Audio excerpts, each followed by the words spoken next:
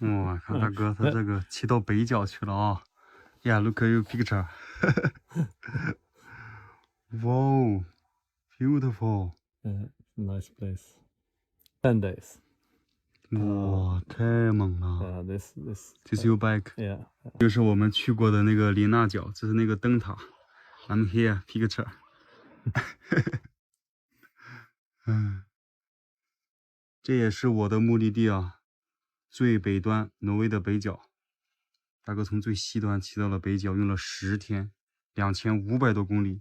Six people. 嗯 10 days. 嗯 250 kilometer per day. ，Yeah, but you very young, you old. I'm old. 57 years old. 57, yes. 给点个赞。特别巧了啊，这位大哥是昨天晚上他在跑步，然后我在骑行，我们遇到了，简单的说2句话。今天呢，我在路边休息，又遇到了。This is crazy guy. This is crazy, this is crazy. Okay, thank you, friend. Thank you. Thank you. And, Have a nice day. same to you. Yeah. And good trip. 嗯， Okay. 大哥要走了啊， Bye. 拜拜拜拜。嗯，拜拜。今天终于出太阳了，朋友们，已经10多天了，真是太阳太好了，这汗晒得我是哗哗流啊，但是很爽啊！哎呀，吸收日月精华，吸收超阳之气，哇，看这景色跟画一样了啊！我的个乖乖，汗透了，哎。幸亏我提前都把保暖衣那些都脱下来了，穿一个吧。哦，我天哪！吹冰风。哎呀，歇会儿，继续爬山。等会儿。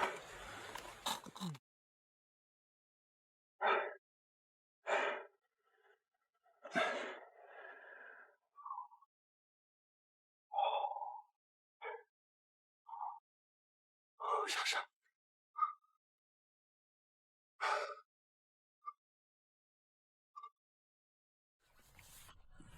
哎，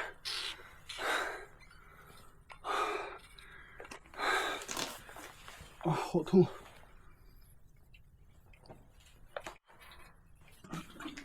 哎，准备下山。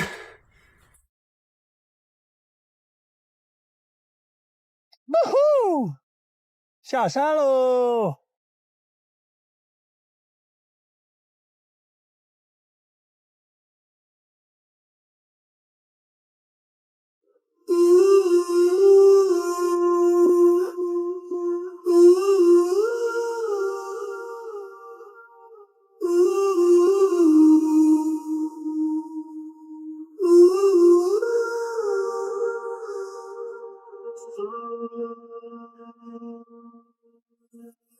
哦呀！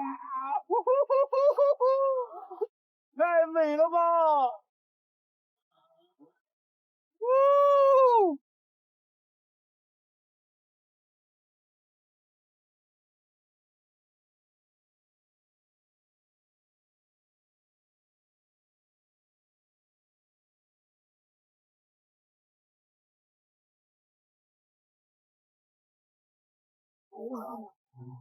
哦，哇！啊！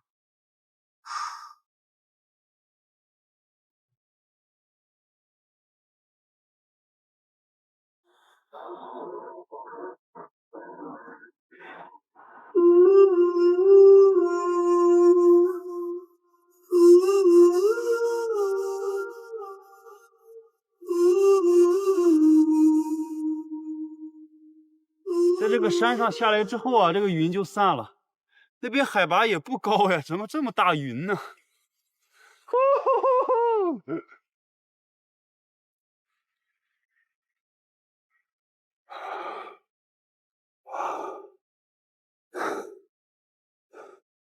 终于到达斯科沃尔了。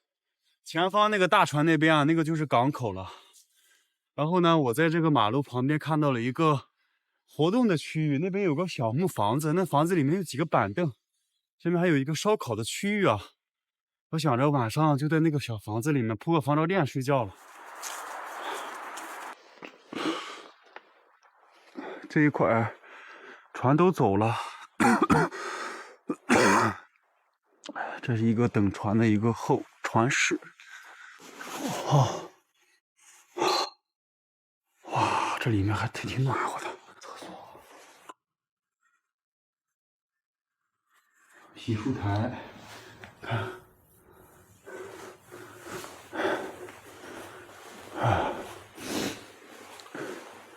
那我刚刚呢去问了2个本地的大妈大叔啊，他们说好像没有船。哎，我得明天我再看一看，或者是明天再问一问吧。但是这边信息啊，网上查的都是有船的，他们可能不知道。哎，这块也不错，这房间里面没有像外面这么冷，还有点暖气，然后有厕所，也可以洗洗涮涮。来了几个工作人员啊。他们要关门了，然后我也确定了一下，他告诉我说明天头5是没有船的，明天下午的4点50啊，有一艘船会过来，然后一天就这么一班，因为是星期6。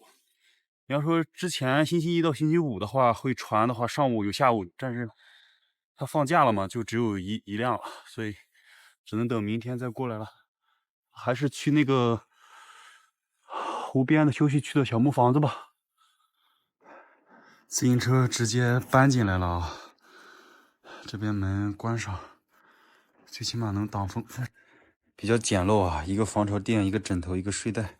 单车我就靠在这一块，它这个板凳有点窄，但是我一个人躺下不翻身是没问题的。行了，早点休息了，有点冷了。哎，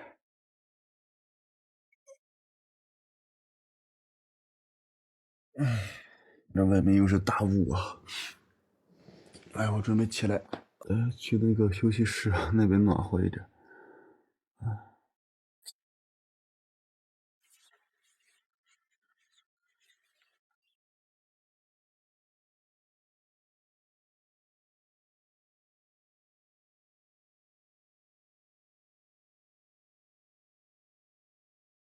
不扎帐篷收拾东西啊，就是比较快。之前的话，我收拾一个东西呢是1个小时，现在东西多了嘛，收拾东西都1个半小时到2个小时了。这早上啊，特别安静。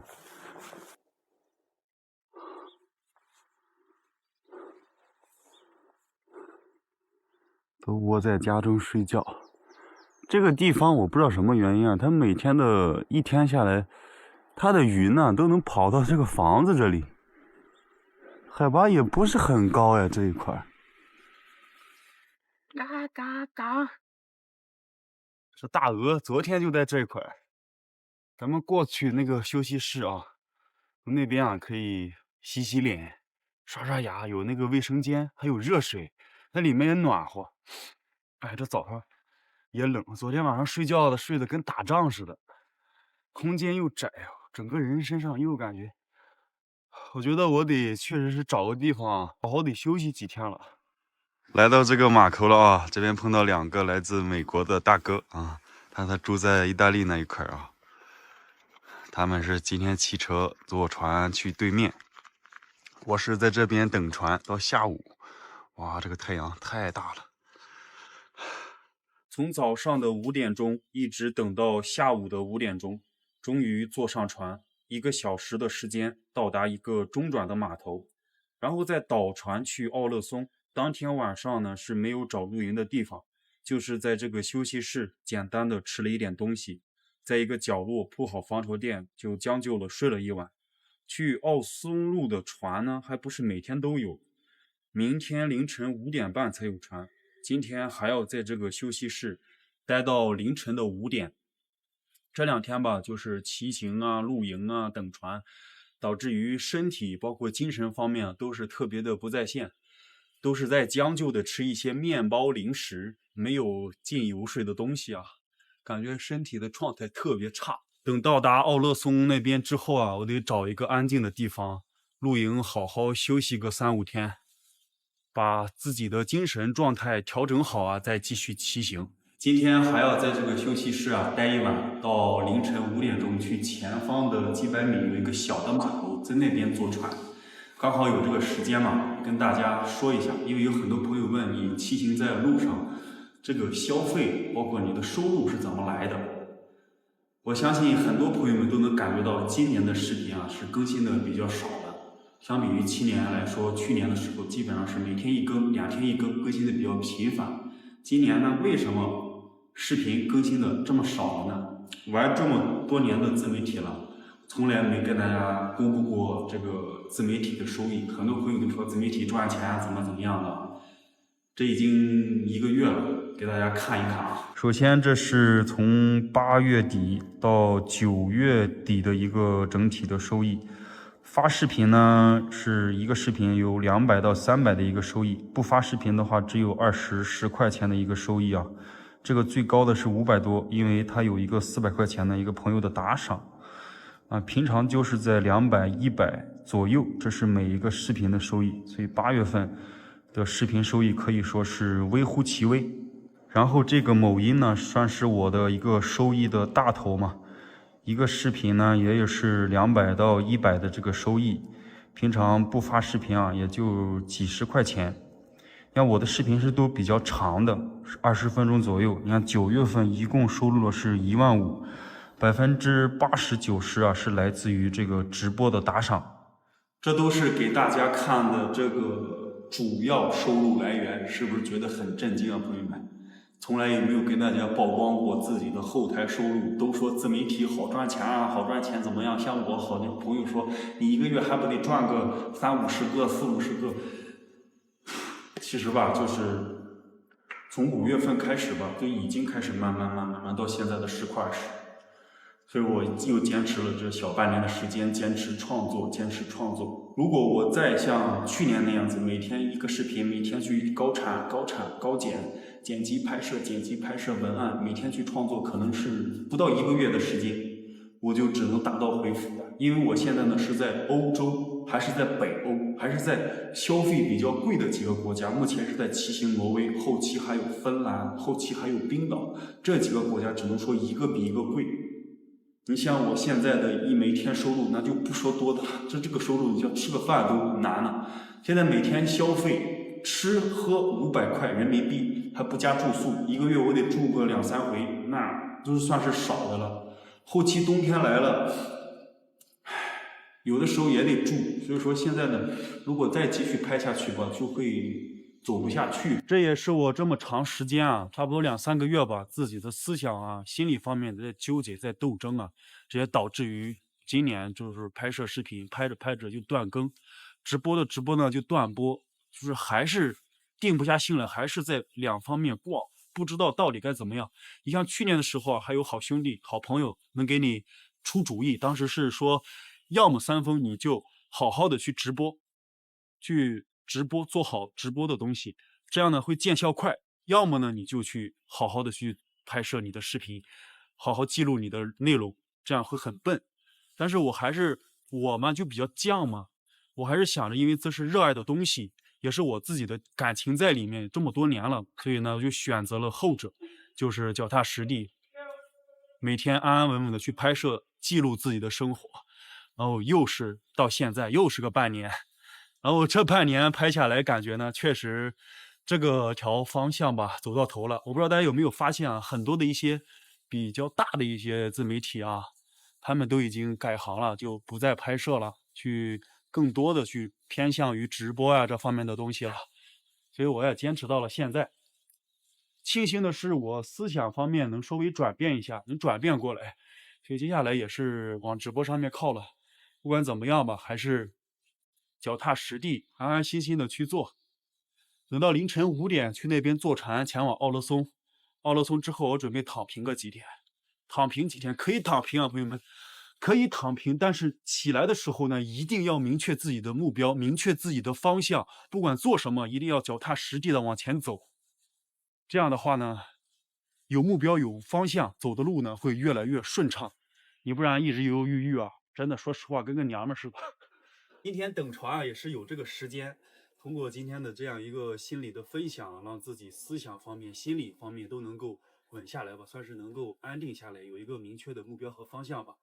毕竟有很多朋友呢喜欢三丰的视频啊，说你是不更新了，不是说不更新了，朋友们，只是说视频呢会就是变精，还是以质量为主，只是说尽量少时间去投入这方面，对吧？毕竟这个付出和收入不成正比，毕竟也要生活要走下去嘛，去拿出大量的时间嘛，去好好做一下直播。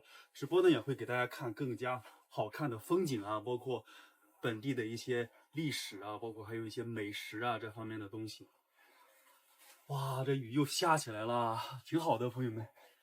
咱们有一个明确的方向，后面就确定就好了。